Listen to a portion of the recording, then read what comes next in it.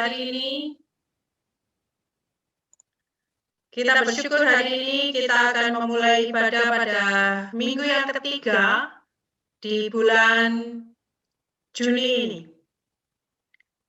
Kita bersyukur boleh melewati akan hari-hari ini bersama dengan pimpinan daripada Tuhan. Mari kita bersama-sama sebelum memulai ibadah kita akan mengambil saat teduh sejenak. Kita akan bersama-sama berdiam diri, kita akan mengambil saat teduh. Ya, kita boleh mempersiapkan hati kita boleh mempersiapkan akan pikiran kita untuk boleh bersama-sama beribadah. Mari bersama-sama kita mengambil saat teduh.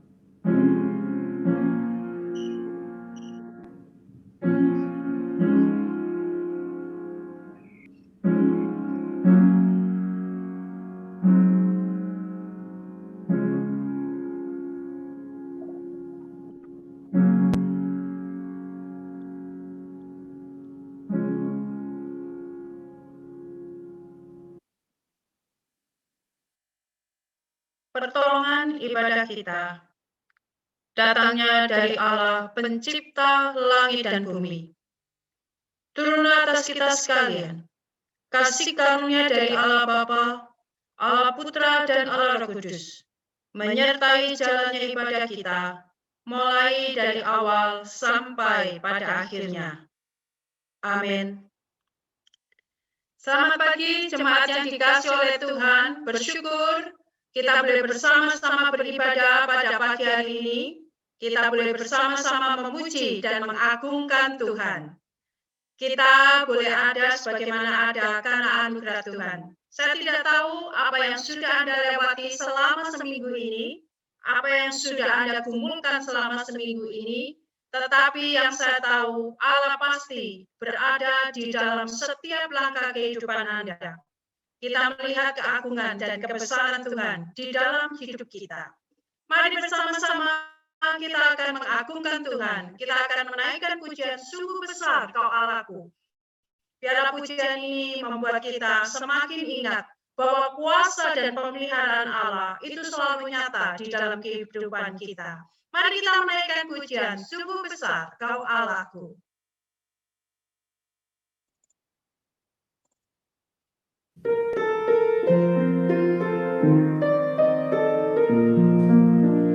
Bila kulihat bintang gemerlapan dan bunyi guru riuh ku dengar, ya Tuhanku tak putus aku heran melihat ciptaanmu yang besar, maka jiwaku pun memujimu. Sungguh besar Kau Allahku, maka jiwaku pun memujimu. Sungguh besar Kau Allahku, ya Tuhanku. Apabila ku renungkan pemberian-Mu dalam penebus, ku tertegun bagiku dicurahkan oleh Putra-Mu darahnya kudus, maka jiwaku pun memuji-Mu. Sungguh besar Kau Allahku.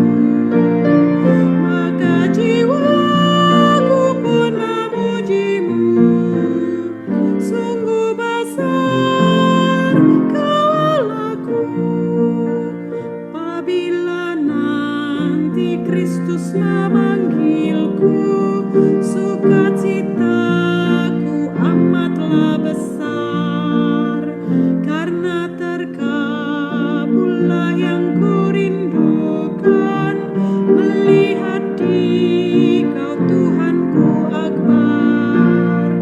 Maka jiwaku pun memuji-Mu, sungguh besar Kau Allahku. Maka jiwaku pun memuji-Mu, sungguh besar Kau Allahku.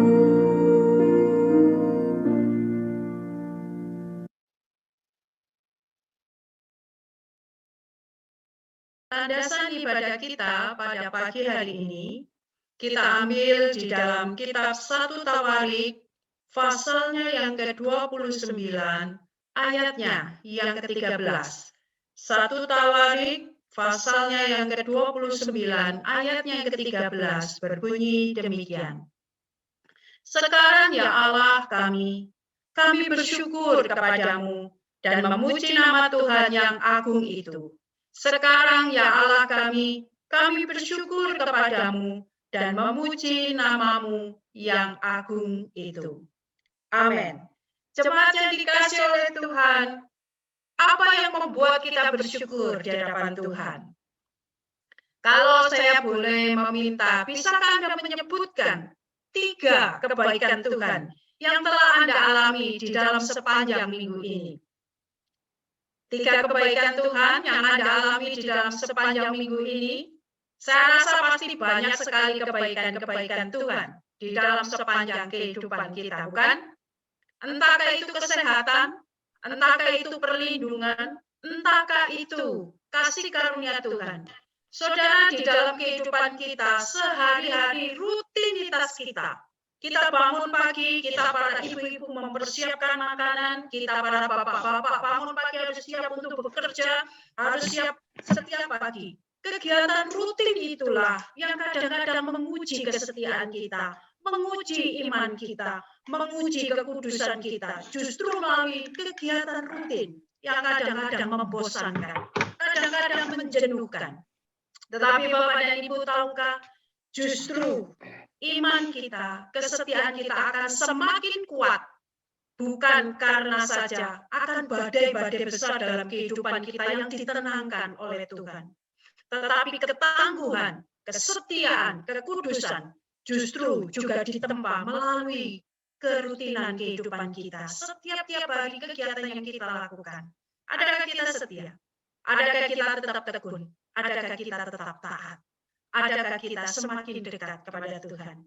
Bahkan kegiatan kita di dalam ibadah setiap jam 8 pagi, kegiatan kita bersekutu berdoa setiap jam 8 malam, itu pun juga merupakan satu alat proses daripada Tuhan. Mari, sebelum kita lebih jauh di hadapan Tuhan, kita bersama-sama menaikkan satu pujian, bawalah aku dekat ke salib-Mu. Apapun yang kita hadapi saat ini, kegiatan rutin yang mungkin sudah memulai membuat kita merasa jenuh, apalagi di dalam masa-masa pandemi ini, biarlah itu justru membuat kita semakin dekat kepada Tuhan. Pujian bawalah aku dekat ke salib. Kita naikkan pujian ini bersama-sama di hadapan Tuhan dengan mensyukuri Tuhan selalu membuat kita dekat kepadanya.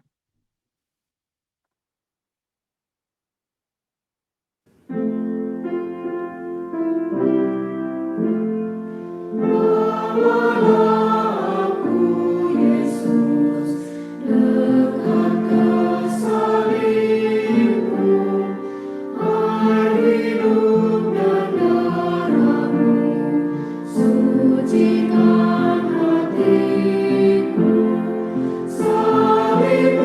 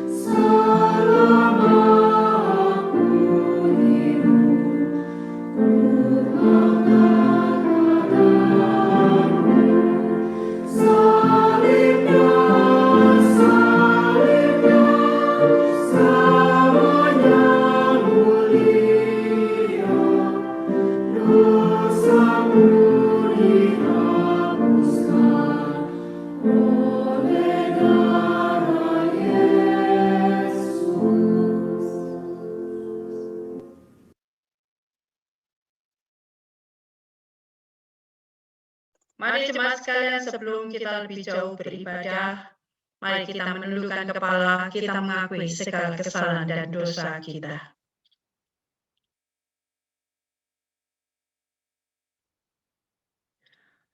Bapa kami di dalam kerajaan surga, Allah yang disembah oleh Abraham, Ishak, dan Yakub. Kepada Allah itu pula kami menyembah di dalam nama Tuhan kami Yesus Kristus, Juru Selamat kami yang hidup.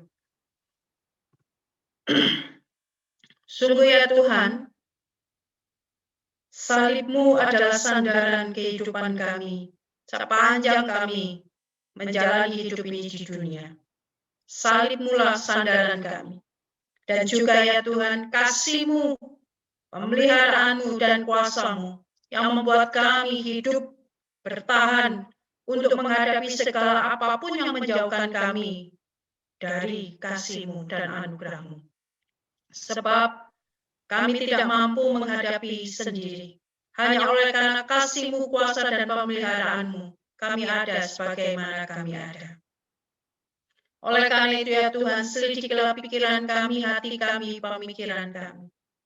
Jika Tuhan mendapati segala kesalahan dan dosa kami, pelanggaran-pelanggaran di dalam hidup kami, ampunilah kami ya Tuhan. Ampunilah segala kesalahan dan dosa kami. Kami ya Tuhan mengaku bahwa kami sering kali Tuhan tidak taat kepadamu. Kami mengaku kami sering kali tidak menjadi berkat bagi orang-orang di sekitar kami, keluarga kami, istri kami, suami kami, anak-anak kami, orang tua kami, rekan-rekan kami. Ampunilah kami ya Tuhan. Bahkan jalan-jalan kami sering kali sesat seperti domba yang tersesat jauh daripada gembalanya. Karena itu tariklah kami kembali ya Tuhan. Bawalah kami dekat kembali kepadamu. Dengan salib-Mu itulah membuat kami ingat betapa besar Tuhan mengasihi kami, betapa besar Tuhan mencintai kami. Dengan memandang salib-Mu itu, kami kembali datang di hadapan-Mu. Ampunilah kami Tuhan, ampuni segala kesalahan dan dosa kami. Kami percaya Tuhan mengasihi kami di dalam sepanjang kehidupan kami, bahkan ketika sampai kami bertemu dengan Engkau kembali ya Yesus. Kami Engkau kasihi. Tidak ada satupun yang bisa merubah kasih-Mu kepada kami, bahkan keberdosaan kami pun Tuhan. Karena itu Tuhan ajarkan kepada kami untuk hidup sesuai dengan kehendak Tuhan, untuk hidup semakin menyerupai Tuhan. Karena itu tuntunlah kami Tuhan kembali kepada jalan. Terima kasih ya Bapa, terima kasih.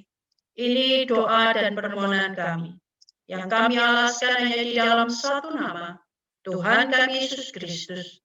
Kami ini sudah berdoa dan mengucapkan syukur. Amin. Jemaat yang dikasihi oleh Tuhan, sebagai orang-orang yang sudah mengakui segala kesalahan dan dosanya, dengarkanlah akan berita anugerah yang terambil dari kitab Roma, pasalnya yang ke-5, ayatnya yang ke-8, berbunyi demikian.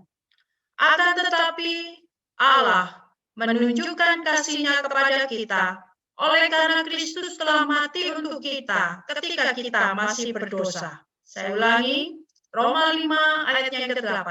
Akan tetapi Allah menunjukkan kasih-Nya kepada kita, oleh karena Kristus telah mati untuk kita ketika kita masih berdosa.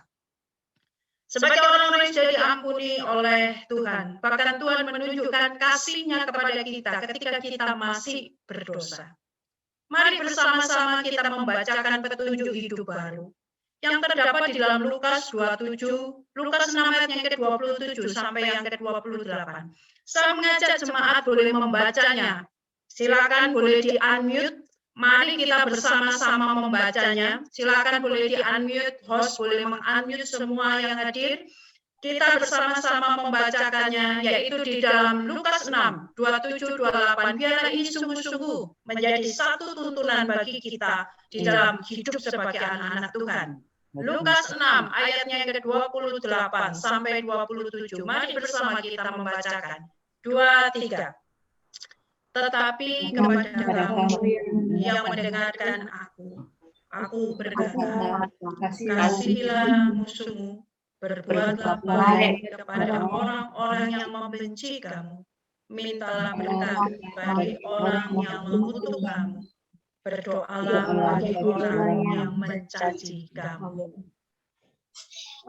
Tetapi kepada kamu yang mendengarkan aku berkata kepadamu, kasihilah musuhmu, berbuatlah baik kepada orang yang membenci kamu, mintalah berkat bagi orang yang mengutuk kamu, berdoalah bagi orang yang mencaci kamu.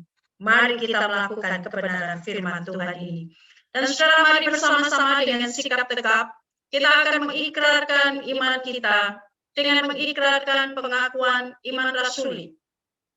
Pengakuan iman rasuli kita ikrarkan dengan sikap tegap. Silakan Anda boleh meng-unmute. Kita bersama-sama mengikrarkan iman kita. Pengakuan iman rasuli. Aku percaya kepada Allah, Bapa yang Maha Kuasa, Khalik langit dan bumi, dan kepada Yesus Kristus, Anaknya yang tunggal Tuhan kita, yang dikandung dari Roh Kudus, lahir dari anak darah Maria, yang menderita sengsara di bawah pemerintahan Pontius Pilatus, disalibkan, mati, dan dikuburkan, turun ke dalam kerajaan maut.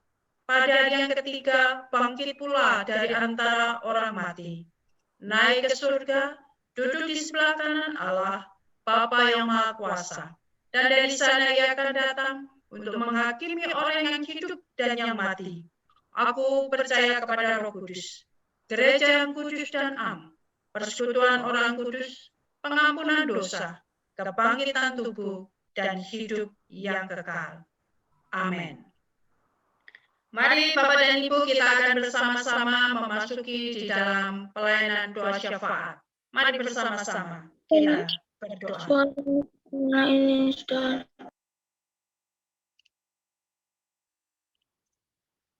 Bapa kami di dalam kerajaan surga, kami bersyukur untuk segala berkat, rahmat, dan anugerah Tuhan. Saat ini Tuhan, kami datang di hadapan-Mu. Kami menyerahkan akan keadaan bangsa dan negara kami, di mana saat ini Tuhan terjadi perkembangan virus corona yang semakin menghebat. Tetapi kami lebih tahu bahwa kami mempunyai Allah yang lebih hebat daripada virus apapun. Oleh karena itu Tuhan, biarlah keadaan ini tidak menyebarkan ketakutan bagi kami orang-orang beriman. Tidak menebarkan kepada kami Tuhan keraguan kami kepada Tuhan kami Yesus Kristus yang adalah juru selamat kami. Karena kami percaya Tuhan mengizinkan ini terjadi. Semuanya Tuhan ada maksud dan rencana Tuhan yang indah bagi kami. Tidak ada satupun rencana bagi kami yang Tuhan sudah siapkan, rancangan kecelakaan. Tetapi sungguh-sungguh rancangan masa depan yang penuh harapan. Karena itu Tuhan, kami percaya ya Tuhan Yesus, kami mempunyai pengharapan di dalam masa-masa pandemi ini. Dunia keadaan boleh menakut-nakuti kami dengan segala sesuatu yang membuat kami gentar. Tetapi kami percaya, Allah yang kami sembah di dalam Yesus Kristus adalah Allah yang lebih besar dari apapun. Ajarlah kepada kami untuk percaya dan taat kepada Tuhan. Ajarlah kepada kami untuk tetap menjaga protokol kesehatan Tuhan. Ajarlah kepada kami Tuhan juga untuk terus membagikan gaya hidup sehat di dalam kehidupan dimanapun kami berada. Ajarlah kepada kami juga Tuhan untuk menjaga protokol kesehatan kerohanian kami. Sehingga ketajaman kerohanian kami untuk melihat tanda-tanda akhir zaman boleh semakin peka. Kami justru Tuhan tidak disibukkan oleh kegiatan banyak hal. Kami tidak direpotkan dengan segala urusan-urusan dunia yang bakal ini akan kami tinggalkan. Tetapi biarlah kami ini memiliki ketajaman kerohanian di dalam kehidupan kami sehari-hari ini. Apa yang harus kami lakukan sesuai dengan kehendak-Mu? Tolonglah kami Tuhan. Bapak, kami terus berdoa untuk tenaga kesehatan. Baik itu para perawat, dokter, baik itu puskesmas, baik itu semuanya Tuhan. Yang merawat, yang berjuang, yang bergerak di dalam dunia kesehatan. Berikanlah mereka kesabaran, kekuatan. Berikanlah ya Bapa mereka perlindungan ekstra di dalam menghadapi akan perkembangan kelonjakan semua pasien COVID ini Tuhan. Tolonglah ya Tuhan, kiranya Tuhan memberikan kekuatan. Berkatilah keluarga mereka ya Tuhan, berkatilah. Pimpinlah mereka ya Tuhan. Sehingga setiap kali mereka merawat orang-orang sakit, hanya kekuatan daripada Tuhan sendiri yang akan memberikan mereka dorongan kekuatan. Terima kasih Tuhan untuk seluruh tenaga medis ini Tuhan. Pimpinlah dan berkati mereka. Bapa, kami juga berdoa terus untuk vaksin Nusantara Tuhan. Bapa, kami percaya jika semuanya ini datangnya daripada Tuhan.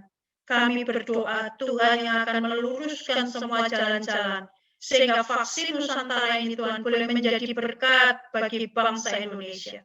Kami berdoa untuk seluruh pemerintahan. Kami berdoa untuk semua jajaran pemerintah mulai dari pusat, provinsi, daerah.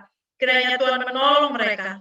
Kami berdoa kiranya Tuhan terus menumbuhkan setiap aparat-aparat negara yang takut akan Tuhan, yang memikirkan akan kemajuan bangsa kami Indonesia, dan juga memikirkan ya Tuhan akan kesejahteraan masyarakat Indonesia.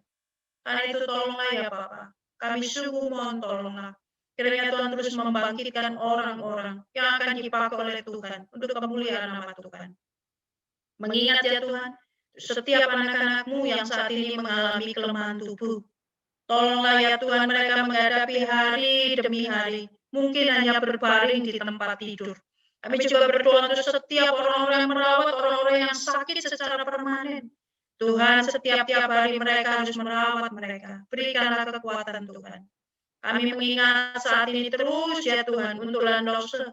Kami mengingat terus ya Tuhan untuk Ibu Erni Golf. Tuhan, kami berdoa kehendak Tuhan yang jadi atas kehidupan mereka. Tolonglah ya Tuhan setiap para keluarga yang merawat dan mengasihi mereka. Berikanlah mereka berkat-Mu ya Tuhan. Karena kami selalu percaya setiap orang-orang yang menghormati orang tuanya, umur panjang dan penyertaan Tuhan akan selalu ada bagi mereka. Kami terus mengingat untuk Mama Pak Sony juga ya Tuhan. Kiranya Tuhan juga terus menolong memberikan kekuatan. Mamanya Ibu Christine, Mama juga ya Tuhan. Dari Pak Mul kami berdoa untuk adik dari Bu Leli. Kami menyerahkan untuk Ibu Lydia. Kami juga berdoa ya Tuhan untuk Pak Ali. Kami berdoa Tuhan. Pimpinlah mereka Tuhan. Di dalam menghadapi masa-masa mereka sakit ini Tuhan. Dan keluarga yang merawat. Kiranya Tuhan memberikan kekuatan. Terima kasih ya Bapa, terima kasih. Kami bersyukur, kami boleh bersama-sama beribadah pagi ini. Setiap anak-anak-Mu yang beribadah hari ini Tuhan, kami serahkan ke dalam tangan-Mu. Hamba-Mu mohon, kiranya Tuhan memberkati mereka. Memberikan kepada mereka kekuatan. Dan memberikan kepada mereka kasih karunia untuk menjalani hari demi hari. Terima kasih ya Bapa. Ini seluruh doa kami yang kami alaskannya di dalam satu nama, Tuhan kami Yesus Kristus. Kami sudah berdoa dan mengucapkan syukur. Amin. Kita bersyukur hari ini kita akan bersama-sama mendengarkan kebenaran firman Tuhan. Dan saat ini kita telah hadir bersama-sama dengan kita Bapak Pendeta Hadi yang akan menyampaikan kebenaran firman Tuhan. Kepada Bapak Pendeta Hadi kami persilakan. Selamat pagi, shalom untuk Bapak Ibu. Ya, puji Tuhan pagi ini oleh anugerah Tuhan saya bisa berada di sini di depan perangkat laptop ini untuk bisa bersama-sama belajar firman Tuhan. Yang pagi ini kita akan belajar nanti dari judul hidup adalah kesempatan. Ya, tapi sebelumnya kita akan bersama-sama berdoa kepada Tuhan. Tuhan Yesus, kami bersyukur kalau pada pagi ini oleh anugerah dan pertolongan Tuhan di Kau membawa kami dalam persekutuan bersama, dalam ibadah bersama dengan jemaat GKT 3 dalam pelayanan di Araya Malang. Kami sungguh bersyukur dan berterima kasih oleh karena anugerah dan kemurahan-Mu, meskipun jarak yang sebegitu jauh, tapi Tuhan mempersatukan kami, khususnya lewat perangkat yang Tuhan berikan hikmat kepada manusia untuk menciptakannya. Kami bisa berkomunikasi dan bisa sharing firman Tuhan. Itu Bapa, tolong kiranya supaya sungguh-sungguh kesempatan ini beri kami pakai masing-masing untuk belajar firman-Mu, menaati firman Tuhan, melakukannya dalam kehidupan kami sehari-hari. Inilah doa kami ya Tuhan Yesus Kristus. Karena kemurahan-Mu kami berdoa. Amin. Ya. Terima kasih. Saudara, kita pagi ini akan belajar, tadi saya sebutkan firman Tuhan akan dibaca dari kitab Lukas pasal 7, Lukas pasal yang ke-7, dan akan dibaca ayat yang 36 sampai dengan ayat yang ke-50. Ya, dari Lukas pasal yang ke-7, ayat 36 sampai dengan ayat yang ke-50. Seorang Farisi mengundang Yesus untuk datang makan di rumahnya. Yesus datang ke rumah orang Farisi itu, lalu duduk makan. Di kota itu ada seorang perempuan yang terkenal sebagai seorang perempuan berdosa.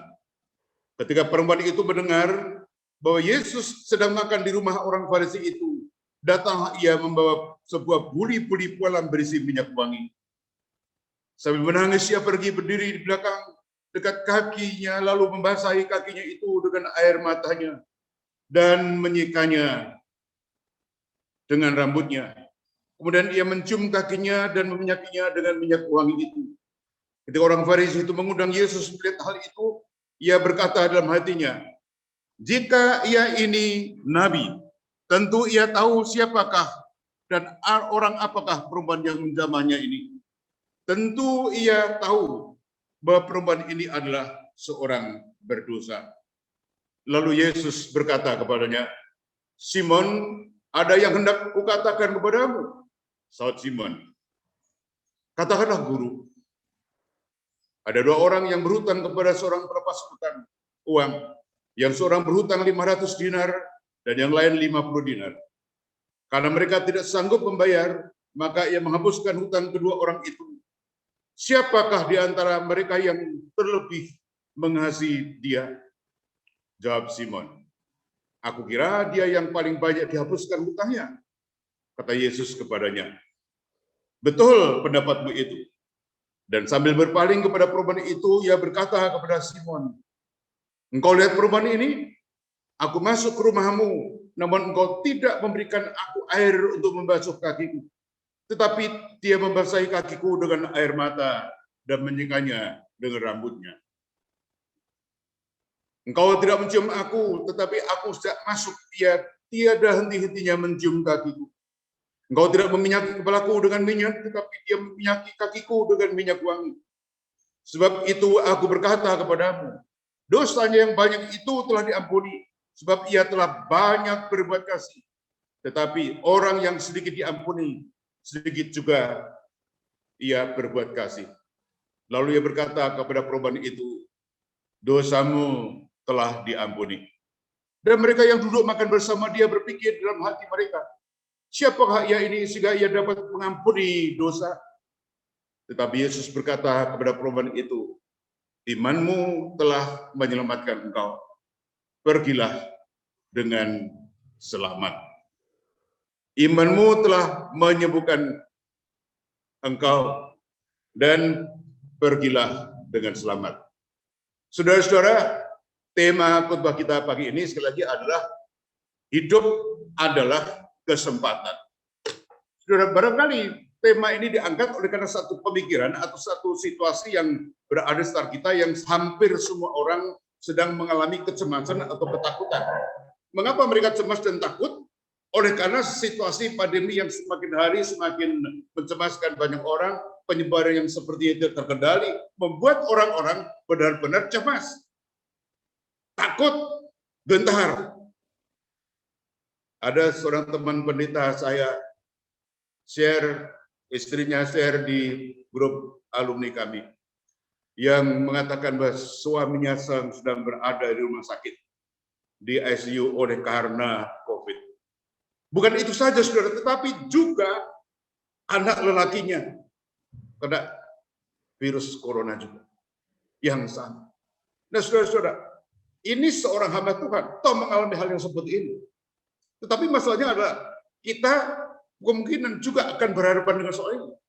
Ada orang atau ada teman yang barangkali kita baru saja ketemu, tetapi sudah kita tidak jumpai lagi esoknya. Atau kita tinggal mendengarkan berita bahwa dia sudah tidak ada, dia sudah meninggal, dia sudah dipanggil oleh Tuhan, dan seterusnya. Nah, saudara-saudara, mengapa saya mengambil dari kitab Lukas yang terkait dengan perempuan ini, yang berdosa ini? Nah, saudara-saudara, firman Tuhan yang tadi disebutkan menceritakan tentang seorang perempuan yang dikatakan oleh Alkitab itu dalam ayat 37 adalah dia seorang perempuan yang terkenal sebagai seorang berdosa.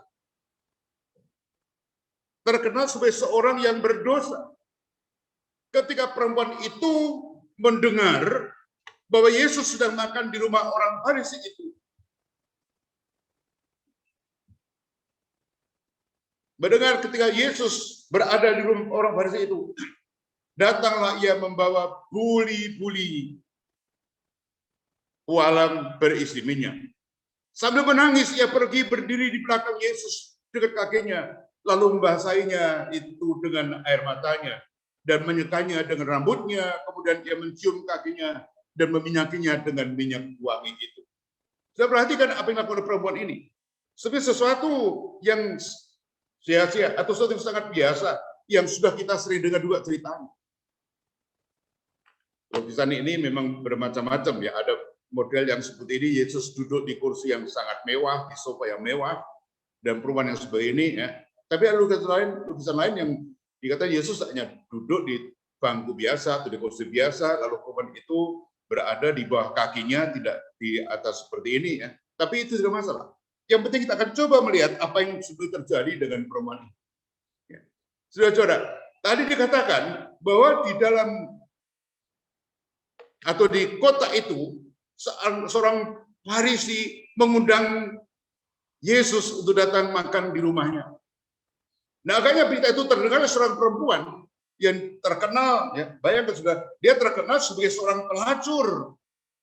Dan ketika perempuan itu mendengar bahwa Yesus datang ke tempat orang Farisi itu dan makan di sana, datanglah dia, perhatikan ini, membawa buli-buli pualam berisi minyak wangi. Sambil menangis, saudara, sambil menangis. Ia pergi berdiri di belakang dekat kaki Yesus, lalu membasahi kakinya itu dengan air matanya, lalu menyekanya dengan rambutnya, dan meminyakinya dengan minyak wangi itu. Saudara perhatikan di sini. Minyak wangi itu bagi seorang perempuan Yahudi yang sudah dewasa seperti ini adalah satu minyak yang sangat berharga. Yang disimpan sejak masa remaja awal, diberikan oleh mamanya untuk persiapan nanti waktu kawin, waktu sudah dewasa dan dia kawin. Tetapi perempuan ini kan perempuan yang berdosa. Dia dikatakan terkenal bukan oleh karena perbuatan baik, bukan oleh karena sangat istimewa dalam hal kebaikan dan sebagainya, bukan karena pengusaha kaya yang sukses dan sebagainya, tapi dia terkenal sebagai seorang pelacur. Saudara, bayangkan dia terkenalnya bukan karena baik, tapi karena pelacur. Seluruh kota itu tahu siapa perempuan ini, nggak disebutkan namanya, tapi tahu siapa itu perempuan itu. Oh, itu yang rumahnya di sana di pojok itu, yang ada lampu merah di depannya, itulah dia. Terkenal sekali, saudara. Semua orang kenal dia. Nah, saudara, siapa yang mau kawin dengan perempuan seperti ini? Hampir tidak ada. Karena perempuan itu perempuan murahan, jual diri untuk dapatkan uang. Nah, artinya apa? Minyak wangi itu tidak jadi berarti bagi dia. Dan itu yang dipakai untuk mengurapi atau meminyaki kaki Yesus. Saudara-saudara terkasih dalam Tuhan Yesus Kristus. Ini yang terjadi dengan perempuan itu tadi. Dia sambil menangis, saudara, menangis, membasahi kaki Yesus itu dengan air matanya. Saudara-saudara, rambut itu merupakan satu simbol kehormatan mahkota bagi seorang wanita, seorang perempuan. Dan itu dipakai untuk meminyaki bagian tubuh yang terkotor, yaitu kaki Yesus, saudara. Tapi dia rela itu. Kenapa? Karena dia menyadari bahwa dosanya itu lebih kotor daripada ini. Dan dia telah meninggalkan semuanya itu, melepaskan itu. Karena apa? Dia mau berjumpa dengan Yesus.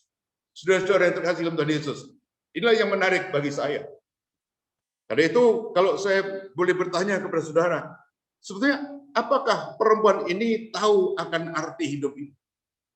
Dia sudah bersenang-senang bertemu dengan ribuan laki-laki barangkali. Dia mungkin dapat uang dari mereka. Mungkin dapat juga hadiah-hadiah sebagainya. Dan saya yakin perempuan itu perempuan yang cantik, bukan perempuan yang biasa-biasa. Tetapi sekarang dia menyadari akan dirinya. Dan dia melepaskan rasa malu di antara laki-laki. Bayangkan saudara, Farisi yang mengundang Yesus tadi tentu terhormat sekali. Sampai berani mengundang Yesus. Dia yang datang secara orang Farisi pasti ada teman-temannya. Dari saudara Yesus, semuanya laki-laki. Tapi perempuan itu memberanikan diri untuk bertemu dengan Yesus. Saudara-saudara, mengapa? Karena dia tahu arti hidup itu. Hidup itu untuk apa dan untuk siapa itu yang paling penting, saudara. Saya mencatat ada beberapa contoh, banyak sekali, tapi saya ambil contoh saja dari sini. Yang pertama tadi pelacur dalam pasal 7 kitab Lukas tadi. Dia seorang yang terkenal disebut jahat. Pasti juga sangat cantik. Dia mungkin juga sudah banyak kumpulkan uang, perhiasan dan sebagainya hasil pelacurannya tadi. Tapi dia merasakan dirinya hampa, saudara. Sampai dia akhirnya harus bertemu dengan Yesus. Karena itu kalimat yang paling penting yang diucapkan Yesus di dalam kitab Injil Lukas ini tadi adalah kalimat yang terakhir. Yang mengatakan begini. Ketika Tuhan Yesus dalam ayat 40 mengatakan, dosamu telah diampuni. Dan orang-orang Farisi termasuk juga yang mengundang Yesus tadi mengatakan di dalam hati mereka, siapakah ia ini sehingga dia dapat mengampuni dosa. Saudara, Tuhan Yesus ngerti apa yang dikatakan oleh orang-orang Farisi. Tapi Yesus konsentrasi ke perempuan tadi itu. Dan dia mengatakan kalimat yang penting sekali. Yang mengubah hidup perempuan tadi. Dan saya percaya ketika perempuan tadi itu keluar dari situ, dia sambil menangis, menemukan dirinya telah menjadi perempuan yang baru. Ketika Tuhan Yesus mengatakan ayat 50, imanmu telah menyelamatkan kau, serang pergilah dengan selamat. Saudara, di sini perempuan itu menemukan kehidupan yang baru. Perempuan itu menemukan kehidupan yang baru, oleh karena dia telah bertemu dengan Yesus, yang bukan saja mengampuni dosanya, tapi mengatakan telah menyelamatkan kau. Bukan saudara, itu yang paling penting dan harus dicari oleh manusia. Untuk apa hidupmu ini? Dan untuk siapa? Dan banyak orang yang berpikir dengan hal seperti ini. Kesenangan demi kesenangan dan sebagainya. Dan contoh yang kedua, saudara, Zakheus, kita juga sangat kenal tokoh ini. Zakheus seorang kepala pemungut cukai dan dikenal sangat kaya kalau ada baca dalam kitab Lukas pasal 19. Dia kepala pemungut cukai. Dan dia pasti kaya raya, dalam Alkitab mengatakan begitu. Tetapi saudara-saudara, kita perhatikan, waktu Tuhan Yesus masuk ke kota, di mana Zakheus tinggal. Ada perhatikan di sini. Zakheus dikatakan orang yang bertubuh pendek. Saya tidak yakin dia seorang yang pendek sekali seperti Daus Mini, bukan ya. Tapi dia memang pendek di antara orang-orang sebangsanya atau sekotanya. Lebih pendek. Sehingga dia berjalan pasti akan tertutup oleh kepala atau badan orang lain. Lalu dia dikatakan memanjat pohon ara. Sebelum Tuhan Yesus datang, sebelum Tuhan Yesus lewati, dia tahu Yesus akan lewat di situ dan dia menaiki pohon ara, memanjat pohon ara. Tapi Yesus berkata, "Hei Zakheus, turunlah, karena aku akan menumpang di rumahmu." Sudah terkasih Tuhan Yesus Kristus. Berarti di sini Zakheus juga punya satu kerinduan untuk berjumpa dengan Yesus. Satu kerinduan yang selama ini mungkin menggelayut dalam dirinya oleh karena dicap sebagai seorang yang jahat, yang jelek, koruptor dan sebagainya. Padahal saudara-saudara, Zakheus bukan, saya yakin bukan seorang jahat, meskipun dia kepala pemungut cukai. Kepala pajak, dia seorang yang jujur. Mengapa? Kalau Anda baca dalam ayat yang ke-8, kitab Lukas pasal 19 itu, dia mengatakan kalimat yang penting sekali. Ini yang benar-benar mengubahnya. Kalau aku, ya berarti kan, ya, dia mengatakan, saya akan menjual separuh hartaku ini dan aku akan bagikan kepada orang miskin. Berarti separuh hartanya, separuh kekayaannya, sebagai seorang kepala pajak, saudara. Tidak berhenti di situ.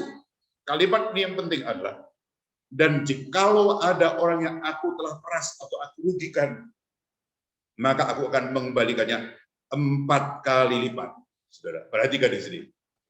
Sakeus siap memberikan separuh hartanya itu kepada orang miskin. Tinggal separuh lagi. Dan dia mengatakan, kalau ada orang-orang yang saya rugikan, saya akan mengembalikan 4 kali lipat. Berarti mungkin Sakeus akan bangkrut, saudara, kalau ada orang yang dirugikan. Dan saya yakin Sakeus tidak lakukan itu. Oleh itu, saudara-saudara, dia dalam kekayaannya sebagai seorang kepala pajak gitu. Dia ada satu kehampaan dan dia ingin berjumpa dengan Yesus. Dan Yesus menjawab kerinduan Sakeus ini dengan mengatakan, keselamatan telah datang di rumah ini, kau dan sesuatu. Dan contoh yang ketiga, saudara, ini seorang perwira Romawi namanya Cornelius dalam Kisah Rasul pasal 10. Dia dikenal sebagai seorang yang tulus hati, seorang yang saleh, seorang yang rajin berdoa, seorang yang suka memberi dan sebagainya, suka bersedekah. Tetapi saudara, Cornelius orang yang kaya, orang yang punya jabatan, orang yang populer di kota itu. Orang yang sudah mengenal Allah, dalam pengertian Allah adalah Allahnya orang Yahudi, jadi Allah Yahweh dalam BL. Ya. Dia percaya itu juga sebagai orang Romawi, orang kafir, dia percaya pada Allah Yahweh. Tapi dia merasa belum cukup, saudara, dan dia merasa bahwa saya juga perlu Yesus dalam kehidupan saya. Karena itu dia mengutus 3 orang utusannya mencari Paulus, bahkan Petrus, lalu meminta supaya Petrus itu memberitakan berita tentang Yesus. Dan akhirnya disitulah Cornelius bertemu dengan Yesus. Percaya Yesus maksud saya. Saudara-saudara, ini 3 contoh. Pelacur yang hidupnya bergelimpangan mungkin uang juga. Lalu dikelilingi lelaki yang berbagai profesi. Lalu Sakeus yang kaya raya. Cornelius yang terhormat dalam punya jabatan dan sebagainya. Tapi mereka punya kehampaan hidup. Sampai akhirnya mereka berjumpa dengan Yesus. Artinya apa, saudara? Mereka tahu arti hidup ini apa dan untuk siapa. Bukan untuk kekayaan, bukan untuk popularitas, bukan untuk hanya senang-senang dan sebagainya. Tapi dia tidak akan punya kebahagiaan sempurna ketika dia belum berjumpa dengan Yesus. Itu terjadi di mereka. Lalu ada Lydia, seorang penjual kain ungu yang juga menyiapkan rumahnya bagi pelayanan. Lalu tentu Paulus tidak usah saya ceritakan panjang lebar. Yang jelas bahwa ini dimiliki. Lalu kita kembali bertanya, jadi sebetulnya apa yang kita nantikan? Harusnya semua itu yang kita miliki itu menjadikan hidup kita lebih berarti. Tapi saudara-saudara, sayang sekali bahwa memang bagaimanapun kita harus akui, banyak orang yang tidak bisa menikmati hidupnya seperti ini. Baik Sakeus tadi atau si kepala atau Cornelius, ya. Tidak, saudara. Mereka punya semuanya, tapi mereka butuh Yesus Kristus. Itu yang paling penting. Tetapi kita juga berjumpa dengan kelompok lain, ya, yang saya berikan tidak panjang, tapi cukup banyak kalau kita cari di Alkitab. Ya. Hidup itu tuh apa dan siapa di dalam bagian ini? Orang kaya yang bodoh, yang dikisahkan juga dalam Lukas 12 ayat 13 sampai 21 ini perumpamaan dari Tuhan Yesus, ya. Ya, dia mengatakan ada begitu banyak hartaku, aku membuat gudang lagi, lumbung lagi, menimbun sampai bertahun-tahun, dan akhirnya berkata, hai jiwaku, bersenang-senanglah, tenanglah aku, karena ada banyak harta padaku, dan aku akan bisa hidup tenang untuk seterusnya. Tapi akhirnya pada malam itu Tuhan berkata, hai bodoh, bagaimana kalau pada malam ini juga nyawamu akan diambil oleh Tuhan. Saudara, ini contoh. Orang yang hidupnya itu, yang pertama, ya, mengumpulkan kekayaan sudah banyak, dan dia berpuas diri dengan harta itu, dan tanpa Tuhan. Dari sinilah kebodohannya dikatakan, nggak kebodoh, itu tidak akan menjamin hidupmu. Kalau malam ini juga nyawamu diambil, bagaimana dengan kau? Saudara, orang tidak pernah berpikir di balik itu nanti bagaimana, tetapi dipikir hanya sekarang saja, hanya sekarang dan bukan nanti. Nah, saudara-saudara, inilah yang terjadi. orang-orang seperti ini. Juga dengan orang kaya dan Lazarus. Ya dikatakan di dalam Alkitab, Lukas 16 juga ayat 19-31. Ya. Ini sebelah kanan kiri itu adalah Lukas 12, 13, 21 itu adalah tadi orang kaya yang berbangga diri lalu mengatakan aku akan bisa menikmati sampai seterusnya. Aku nggak usah susah payah lagi, bagiku ada segala macam. Lalu di sebelah ada Lukas 16, 19, 31. Ketika mereka sedang berpesta pora, si orang kaya ini, Lazarus yang miskin duduk di bawah pintu atau di pintu masuk dalam kekurangan kelaparannya, tapi mereka berpesta pora tanpa pedulikan. Saudara-saudara, ini tipikal orang-orang yang menikmati kekayaannya tapi untuk diri sendiri dan tidak pernah peduli dengan orang lain. Bertabriskan bukan? Tapi yang ketiga ada contoh. Ini contoh yang sebetulnya Alkitab menyebutkan dalam kitab Hakim-Hakim pasal 13 dan 16 itu Simson adalah seorang yang menjadi nasir Allah, artinya yang dipilih oleh Allah oleh karena janji kesetiaannya untuk dihakim. Tetapi ternyata Simson, saudara, jatuh. Jatuh kenapa, saudara? Bukan soal kekayaan, bukan soal hartanya, tapi jatuh di tangan perempuan. Ini Simson, ya. Dia seorang hebat, tapi dia akhirnya jatuh di tangan seorang perempuan. Dia nasir Allah, dia pilihan Allah. Nah, saudara, hidupnya untuk apa? Untuk perempuan. Dia rela berkorban untuk perempuan, bahkan membuka rahasia pribadinya demi perempuan. Saudara-saudara, banyak orang seperti ini bukan?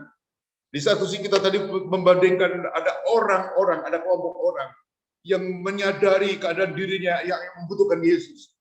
Tapi di satu sisi ada orang-orang yang hanya berorientasi sebagai diri, ekosentrisnya itu muncul. Yang penting saya seorang yang menikmati semuanya dalam segala hal, mobil mewah, rumah mewah, segala barangkali. Tapi saudara, apakah itu menjamin hidupnya? Nah, saudara-saudara yang terkasih, inilah yang terjadi dengan mereka. Dan kalau saya mau bertanya, sebetulnya hidup ini untuk apa dan untuk siapa? Saudara, mungkin kita baru akan berkata, maksudnya kalau seperti ini, contoh yang kedua tadi, hidup itu menjadi sia-sia, tidak ada artinya. Betul bahwa Simson pada akhir hidupnya dipulihkan oleh Tuhan. Jadi kata Alkitab mengalahkan atau membunuh banyak musuh lebih banyak lewat dia masih sehat dan hidup dibandingkan dengan akhir hidupnya ketika dia sudah buta. Tapi sudah apakah harus seperti itu dulu baru kita menjadi diberkati oleh Tuhan? Kalau kita sudah tidak berdaya, sudah tidak bisa buat apa-apa, lalu kita mengatakan Tuhan, Engkau tolong saya dan pakai saya. Jadi itu yang terjadi dengan banyak di antara kita, bukan? Apa kita benar-benar sudah berpikir dalam diri kita seperti ini? Karena itu kesempatan itu harus kesempatan untuk apa? Alkitab mengatakan dalam Galatia 6:10 bahwa kita harus berbuat baik selama kita masih bisa berbuat baik, terutama kepada saudara-saudara seiman. Berbuat satu kebenaran, karena baik belum tentu benar. Perampok pun bisa belum tentu baik memberikan makan anak istrinya atau memberikan hak serampokannya sebagai daripada tetangga dan sebagainya. Tapi belum tentu benar. Dan kita dituntut hidup benar. Itu dikatakan dalam kitab Filipi bahwa kita bukan sudah berbuat, tapi berpikir yang benar dalam hidup kita ini. Lalu kesempatan itu apa? Kita harusnya percaya kepada Tuhan dalam hidup kita ini. Yohanes 16 ayat 9 dikatakan bahwa dosa karena tidak percaya. Saudara-saudara, banyak orang melihat hidup ini dengan begitu saja. Dia pikir dia sudah punya usaha, punya pekerjaan, punya rumah yang baik, punya mobil yang baik, punya deposito yang cukup untuk ke depan. Tapi tidak sungguh-sungguh memiliki satu kepercayaan pada Tuhan. Saudara-saudara, itu sia-sia. Jadi hidup kita itu untuk apa? Saudara? Untuk apa dan untuk siapa? Yang keempat adalah mestinya hidup kita itu kesempatan untuk melakukan kehendak Allah. Melakukan kehendak Allah itu penting, saudara. Melakukan kehendak Allah dalam hidup kita sebagai orang percaya itu adalah satu ketaatan, bentuk ketaatan kita kepada Tuhan. Kalau kita memang benar-benar menjadi orang yang mau berhasil dan diberkati Allah, kita harus melakukan kehendak Allah. Dan itu dilakukan hanya dengan satu ketaatan yang sempurna kepada Tuhan. Apakah kita rela melakukan hal ini? Jika kita sungguh-sungguh diberkati oleh Allah, dan Tuhan akan menjadi yang penting dan pertama dalam hidup kita ini.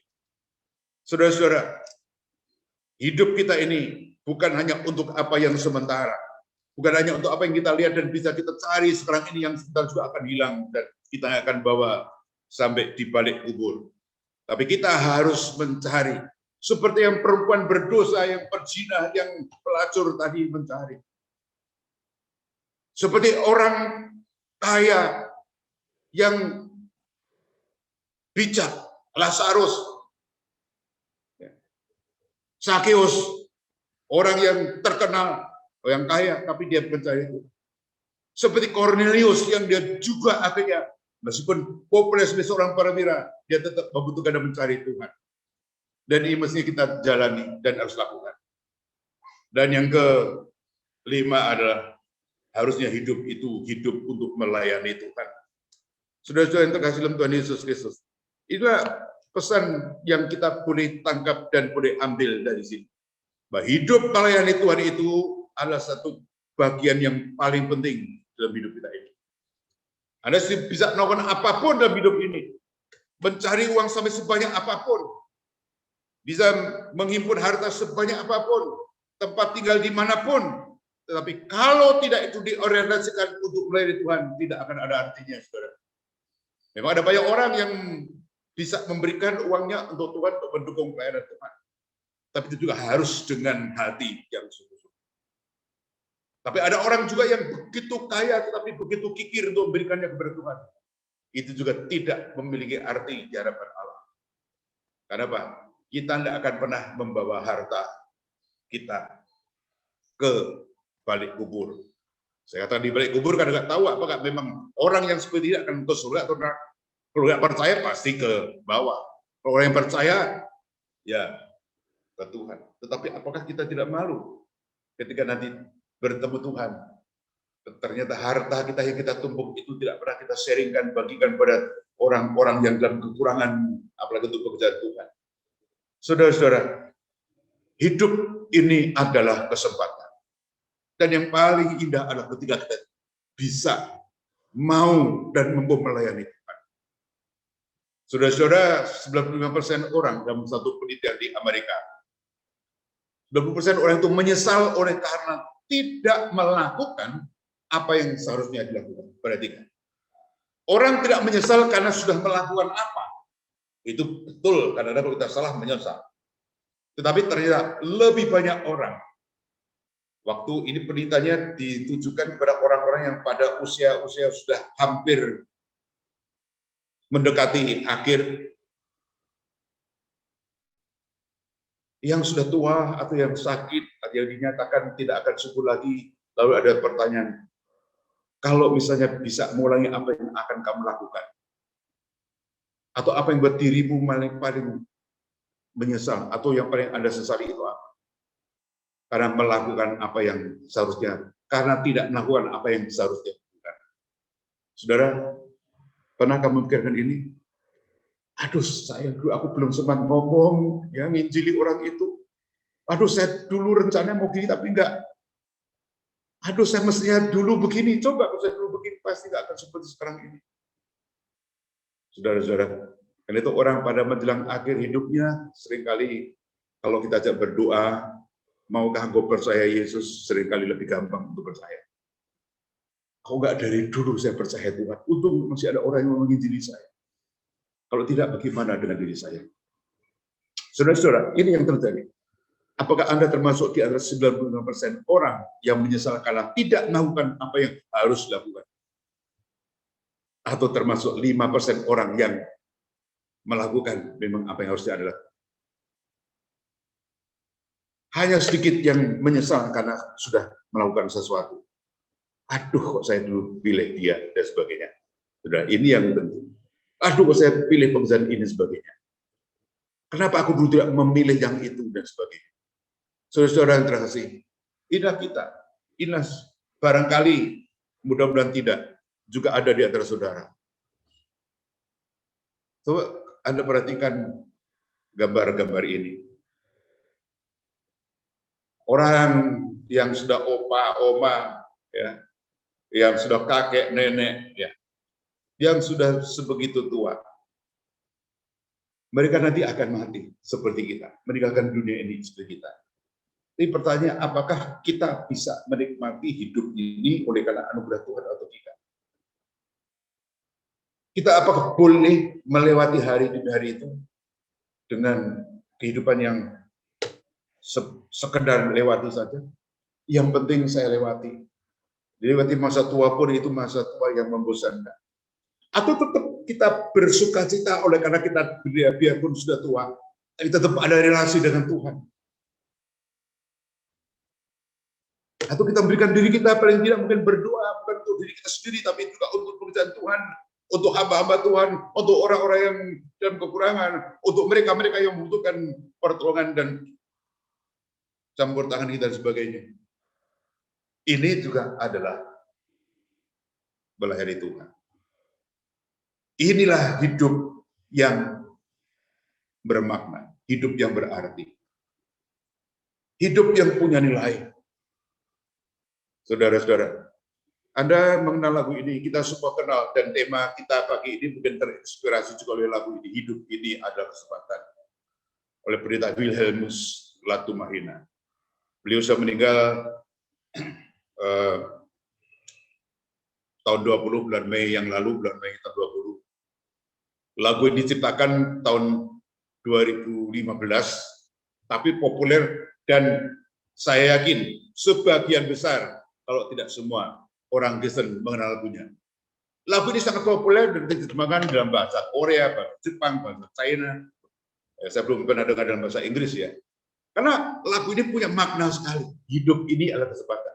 Tapi apakah saudara tahu siapa pendeta Wilhelmus Latumahina? Dia dulunya seorang bankir.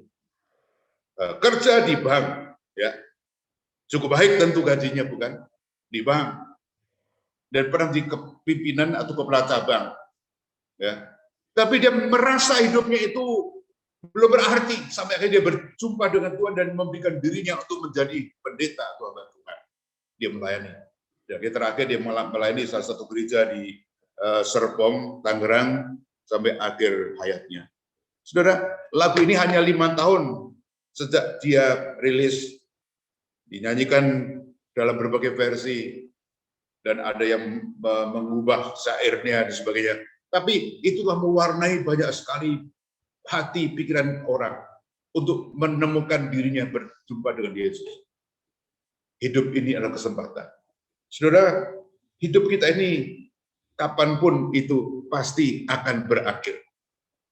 Oleh karena itu, apa gunanya kita pikirkan rumah-rumah yang mewah sekali?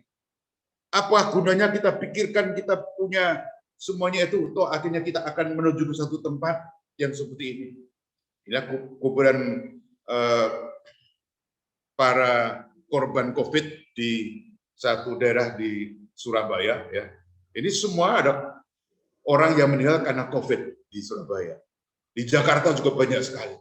Saudara-saudara, akhirnya kita akan menuju satu tempat yang sama. Saya nggak tahu di antara mereka itu siapa, apakah ada orang yang benar-benar hidupnya dalam Tuhan tapi meninggal. Karena banyak juga pendeta, hamba Tuhan yang meninggal karena COVID. Tadi saya katakan hamba Tuhan teman saya itu seorang yang dipakai Tuhan, ya. Dia banyak juga pimpin satu seminar dan sebagainya, ya. Dipakai Tuhan, tapi dia sakit. Akhir bulan lalu istrinya teman juga sesama alumni kami dari saat istrinya meninggal karena COVID. Dia sendiri sembuh dari COVID, tapi istrinya meninggal. Dia ada beberapa teman hamba Tuhan yang saya kenal dan juga teman saya yang dipanggil Tuhan. Dia melayani Tuhan dengan setia, tapi meninggal. Saudara-saudara, orang sebegitu pun bisa meninggal karena apa? Apalagi kita, saudara-saudara barangkali. Ya. Kita bisa kapanpun kematian itu mengancam hidup saudara. Tetapi saudara-saudara, tidak peduli lama singkatnya kita hidup, bukan? Tapi bagaimanakah kita sungguh-sungguh punya kehidupan yang terorientasi kepada Tuhan. Kita melayani Tuhan, melayani sesama, mengasihi Tuhan, tapi juga mengasihi sesama. Segenap hati untuk Tuhan, segenap hati untuk sesama. Dan bukan hanya terfokus pada diri sendiri. Hedonisme, ya, egosentris, selfisme. Saudara-saudara, ini penting untuk kita. Saya bersyukur di jemaat GKT Araya. Lebih dari 25 tahun lalu saya pernah kunjungi lihat tempat itu, sekarang masih ada, bersyukur. Dan saya kira akan terus berkembang dengan anugerah Tuhan, dengan berkat Tuhan, dengan anugerahnya, kita akan bisa lihat bagaimana gereja ini makin bertumbuh. Bukan bertumbuh dengan arti banyaknya jemaat, tapi banyaknya orang yang mencintai Tuhan dengan sungguh-sungguh dan mau melayani Tuhan. Melayani tidak seperti pendeta Eliarman yang khotbah senantiasa, tapi kita mungkin ambil bagian pelayanan di dalam pembesukan, dalam pelayanan di kaum diakonia, dalam doa untuk gereja ini dan sebagainya. Saudara, hidup ini ada kesempatan. Rasul Yakobus pasal yang keempat ayat ke-14 mengatakan, apakah arti hidupmu itu? Ya. Hidup itu seperti uap yang sebentar saja kelihatan lalu lenyap.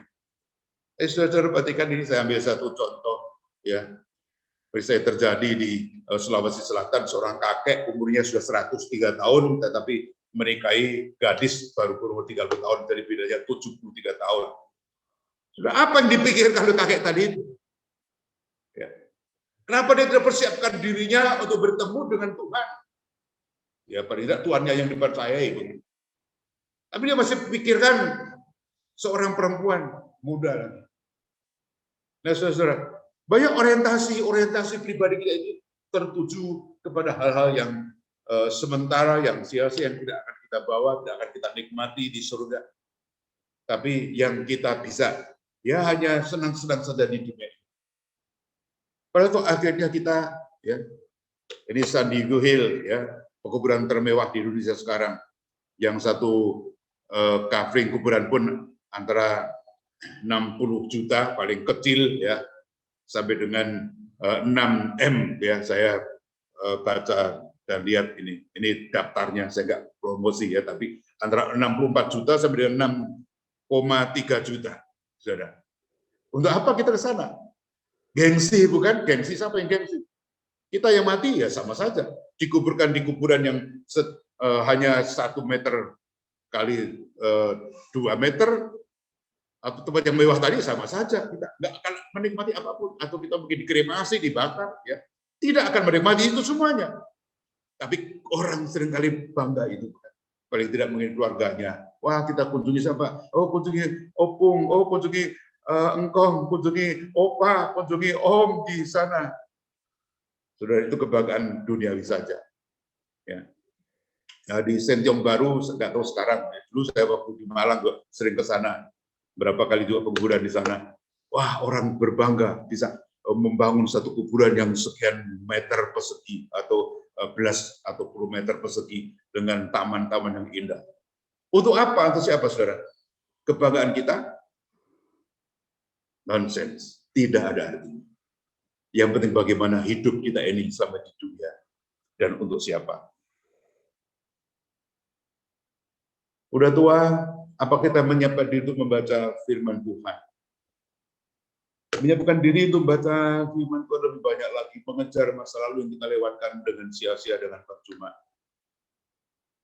Atau kita masih setia juga untuk melayani Tuhan dengan memberitakan firman saja.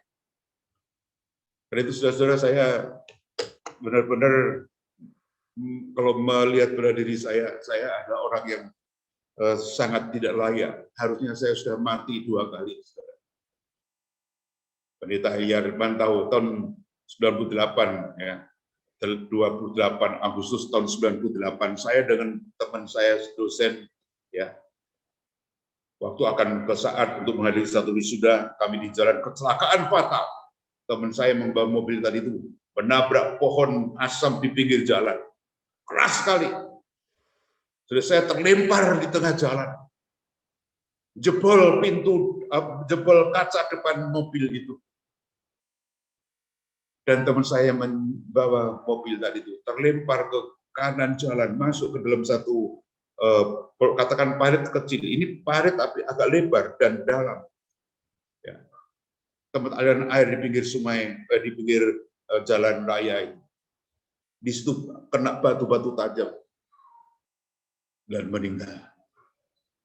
Dia punya anak masih kecil-kecil waktu itu, 3 orang kecil. Anak saya sudah kuliah, ada besar.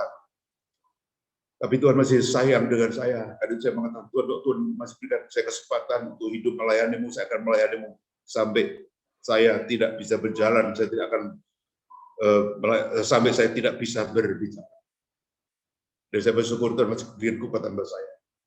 Lalu tanggal 8 Mei tahun lalu, saudara, 8 Mei tahun lalu, tahun 2020, saya di tempat saya berdiri sekarang ini, ya, saya jatuh, ya, gelap, sesak, dan saya pikir saya akan dipanggil Tuhan.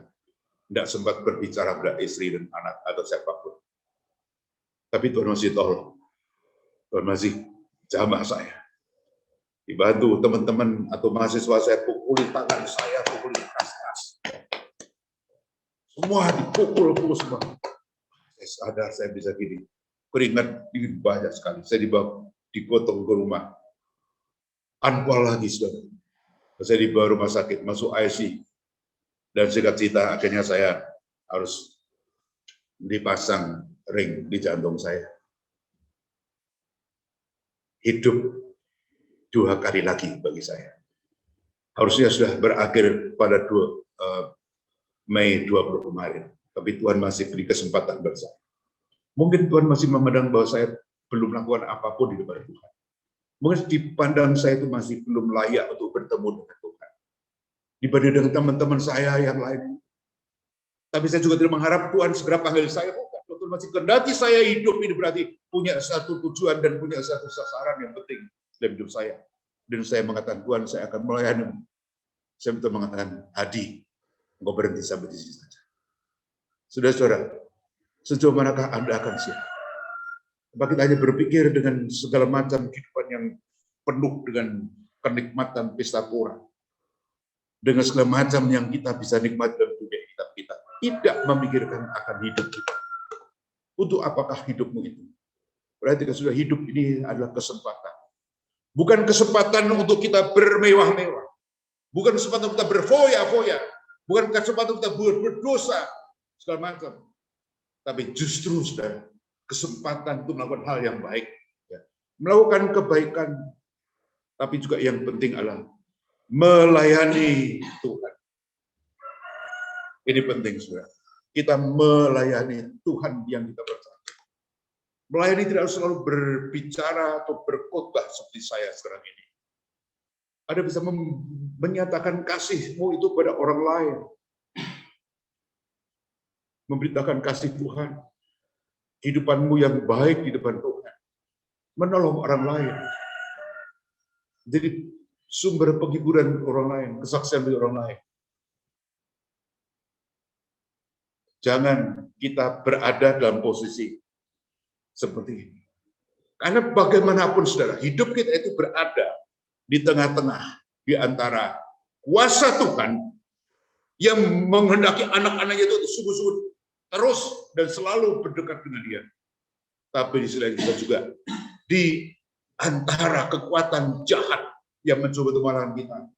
Sehingga waktu Minggu dia bilang, nggak usah gereja belum ada kebaktian onsite, atau kebaktiannya masih gitu aja, belum banyak teman, atau kalau kita sudah nyaman 1,5 tahun ibadah di rumah secara online, jadi kita nggak usah gereja.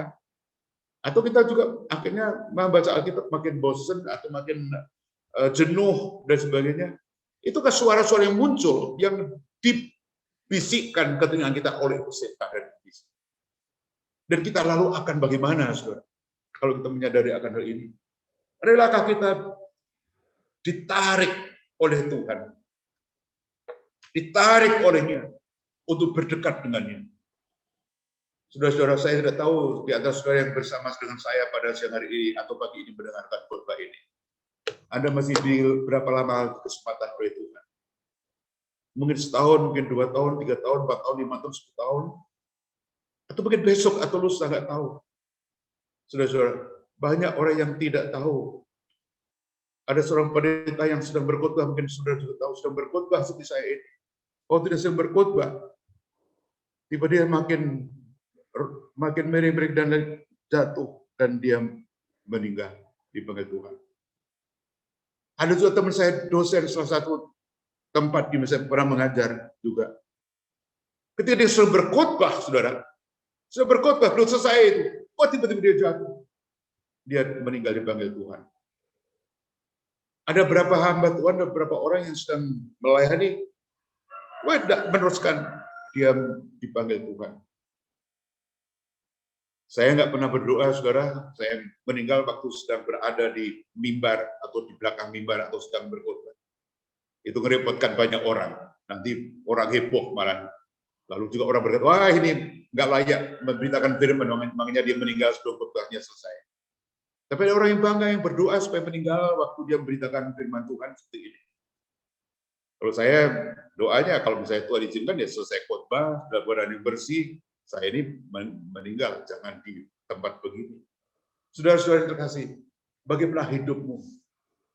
Sekali lagi, saudara, apakah arti hidupmu? Hidupmu itu sama seperti uap yang sebentar saja kelihatan, lalu lenyap. Saudara-saudara, apakah arti hidupmu? Ini penting.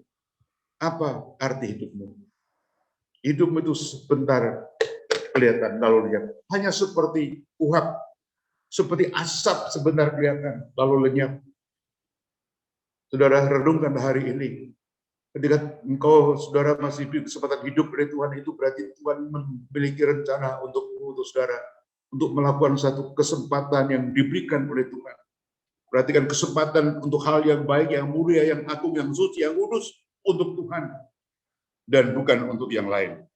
Jangan kita sampai akhirnya melewatkan hidup yang masih Tuhan berikan untuk yang sia-sia. Bukan untuk kekayaan, karier, pekerjaan atau yang lainnya, tetapi untuk Tuhan, untuk melayani Tuhan. Saudara-saudara yang terkasih, hidup ini adalah kesempatan.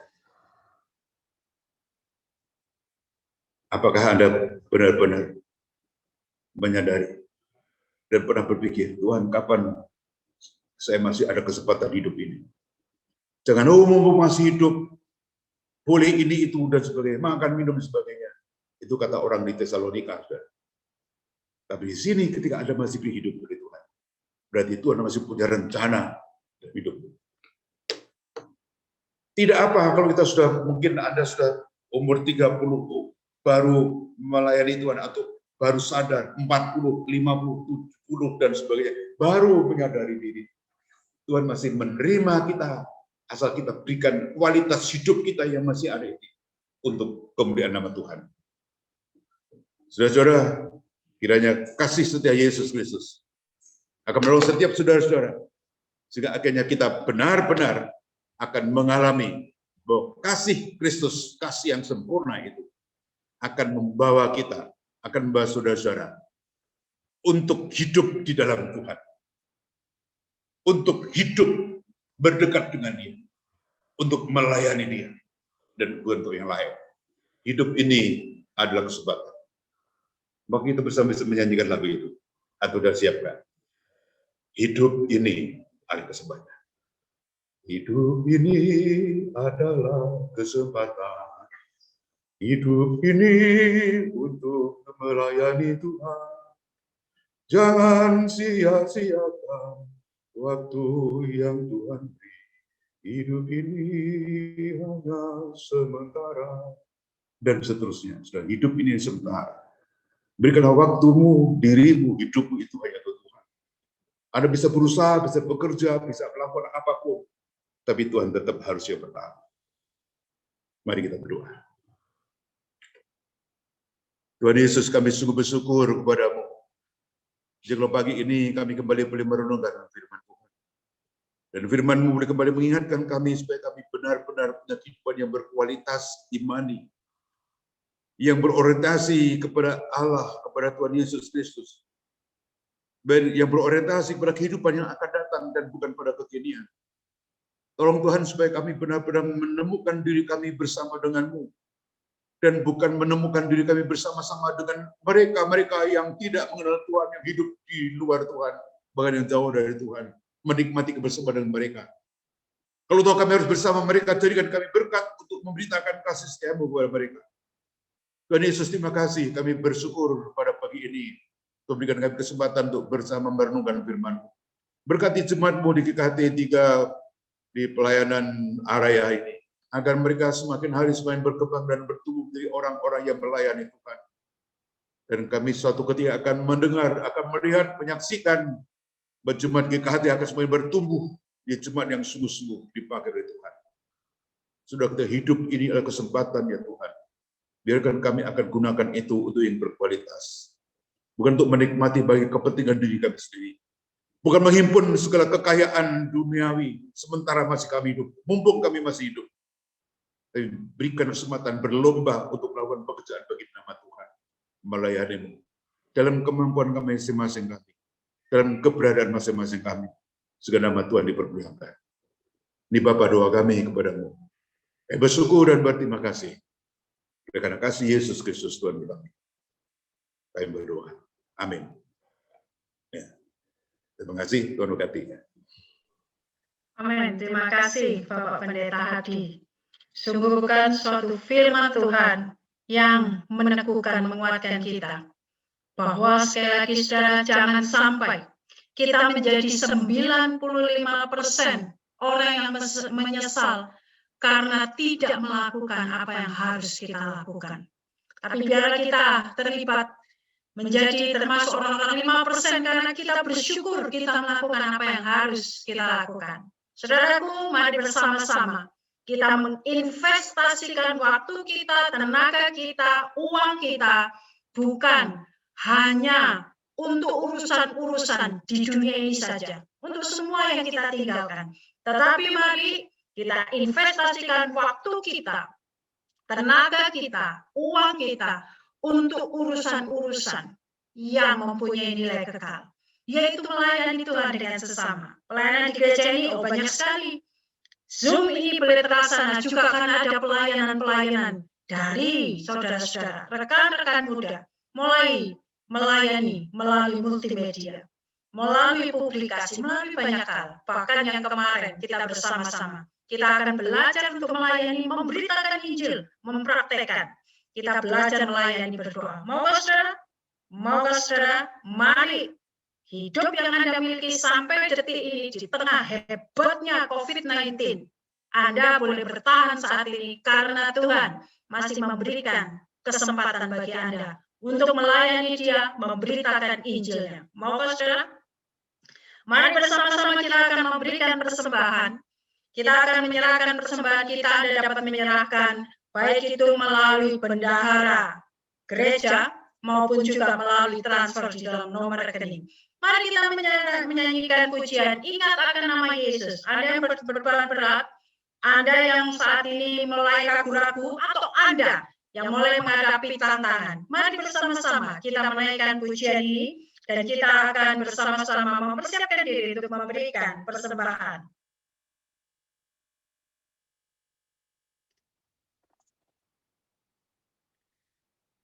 Dan nanti untuk doa persembahan, saya persilakan Bapak Uto mulai memimpin. Ingat akan nama Yesus, kamu yang menanggung berat. Nama itu kekuatan bagi orang yang benar. Indahlah namanya, perlindungan yang agung. Indahlah namanya.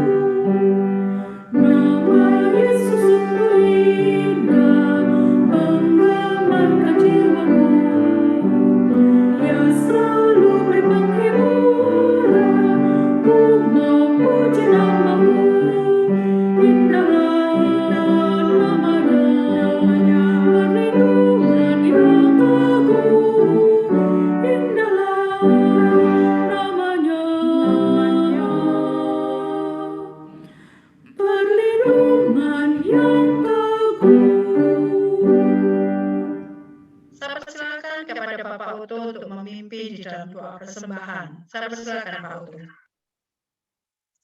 Pada hari ini kami telah berkumpul untuk memuji, memuliakan nama-Mu Tuhan. Kini kami ingin mengumpulkan persembahan kami, ya Bapa, agar dapat dipergunakan untuk membangun kerajaan Allah di dunia. Tuhan, berkatilah kami yang sudah memberikan sebagian dan yang belum sempat memberikan Tuhan. Kami yakin dan percaya Tuhan, Engkau memberkati semua. Terima kasih Tuhan, inilah doa kami. Terimalah persembahan kami hanya di dalam nama Tuhan Yesus Kristus. Haleluya. Amin. Amin. Terima kasih. Untuk warta dan selanjutnya saya persilakan kepada Bapak Pendeta Eliatman. Kami persilakan. Selamat hari Minggu, Bapak Ibu sekalian. Pertama-tama saya mewakili akan seluruh jemaat, berjemaat dan rekan-rekan hamba Tuhan, mengucapkan terima kasih untuk Pendeta Hadi Pesa Haja yang boleh melayankan akan firman Tuhan pada hari ini. Ya, saya sudah lama tidak bertemu dengan beliau ini secara fisik ya. Hari ini bertemu begitu ya. Ternyata bisa melihat beliau masih khotbahnya masih semangat. Kami pernah bersama-sama pelayanan di Kalimantan Barat. Dan hari ini kita boleh melihat bagaimana beliau tetap semangat mengabarkan akan firman Tuhan. Boleh mendorong kita untuk menggunakan hidup yang ada ini untuk memuliakan nama Tuhan. Lalu, saudara, minggu depan kita akan beribadah dengan via YouTube dari GKT 3 Pusat. Dan memang di dalam ibadah itu saya sendiri akan berkhotbah dengan tema adalah Ayah Idaman. Dan linknya akan kita sampaikan di penggembalaan dan juga Japri yang seperti saya lakukan, saya akan broadcast pada seluruh jemaat. Jadi minggu depan adalah via YouTube. Kita akan sharekan linknya, kita akan bersama-sama dengan GKT 3 Malang. Lalu untuk bulan berikutnya, bulan Juli, kita akan kembali kepada ibadah via Zoom seperti hari ini. Oke, apakah ada rekan-rekan yang baru hadir bersama-sama dengan kita? Ada tadi satu sebenarnya, tapi mungkin setelah itu ada gangguan keluar, ya. Ada yang baru pertama hadir pada hari ini. Ini wajah-wajah yang lama ya. Ini maksudnya yang terus bersama-sama dengan kita. Mari ya kita boleh terus membangun kebersamaan ibadah kita ya. Boleh terus memuliakan nama Tuhan meskipun pandemi belum berakhir, kita boleh terus setia. Sekali lagi juga kami mengucapkan terima kasih untuk rekan-rekan muda kita yang boleh melayani Tuhan melalui ini semua hal yang berkenaan dengan Tuhan. Sekali lagi terima kasih ya, Anda luar biasa. Nah, mari saudara-saudara yang dikasih oleh Tuhan, kita akan mengakhiri akan kebaktian kita. Kita menaikkan pujian doxologi.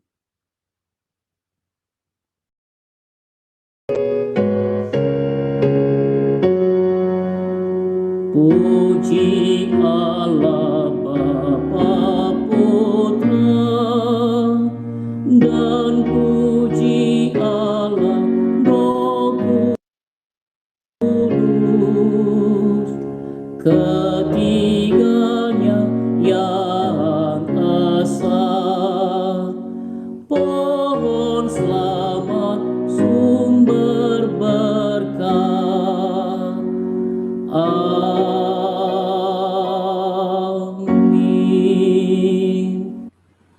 Dengan sikap tegar, arahkanlah hati kepada Tuhan dan terimalah berkat-Nya. Kiranya berkat dari Allah Bapa, kasih sayang daripada Kristus Tuhan, pertolongan penghiburan dari Allah Roh Kudus, menyertai saudara-saudari semua, mulai hari ini sampai Tuhan Yesus datang untuk kedua kalinya. Amin. Pujian amin. Amin. Amin.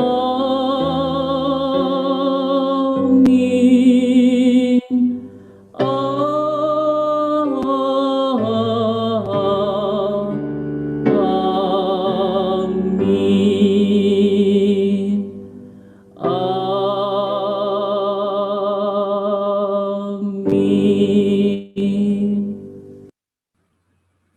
Kebaktian selesai, saat